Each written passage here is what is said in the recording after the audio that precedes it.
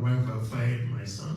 About Dream Big GA channel, so Pacho, no first time I will share in Yan Pacho. I know what subscribe to this channel. No, as I hit the notification banner, man. Send a the new story be up, you'll be the first to see. Pacho, story this one, Urban, and that's the next video. In same woman part, me Pacho, Nyabo, ne share, and we are commenting, ne like, and ne share, me that's it. Get approval in Ghana is 3 days in Liberia. So now he's moved. So bureaucracy is really a threat to development in Ghana. How do I monitor my businesses? You know, don't get me wrong, they still steal. They still steal. But what I always say is, you know, the African problem, when you have 10 apples, and even in America here, they do steal. But America, 10 apples, they'll take 1. Okay? But in Ghana, 10 apples, they'll take 9.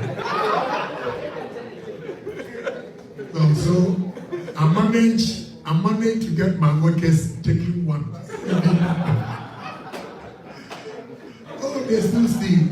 As for them, they steal. But what can I do? But you see, I give you an example. My son is doing very well. He does the Afro-Chella, whatever. Americans gave him a contract to recruit African basketball players. So he doesn't have time for my business. Anytime I go there, he's not there. I say, well, you know what? Thank God you are doing your own business. I fired the mother too. Now, I told the mother, whatever money you were getting, lawyer, give the same money to her, but she's out. And my son, you're out. And the workers over there know that I fired my wife, I fired my son. What signal is it to you? That's how I manage to get things done. I'm very, very straight. So the message is clear. If you work with him, he will treat you well. But if you try to be dishonest or dupe him, he will get you fired. So that's how I go through. Now these days, when you see your own colleagues from the university who happens to be politicians following some presidents or political party, and now when you go back home, see the number of cars they have, the homes they have. Obviously, the young ones who are watching carefully will also think that, look, that's the way to go, and they have to emulate them.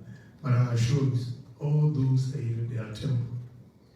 Because politics has a life. Your maximum is 8 years.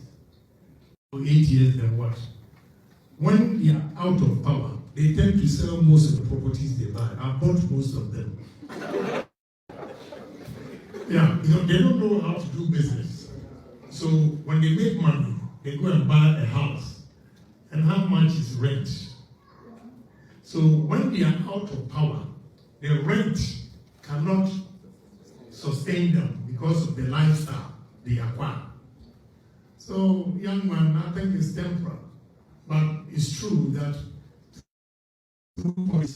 some have really made it. That is why the young ones think the only way to make money is to go into politics. I went to politics when I was a man of substance already. That's why I could speak my mind.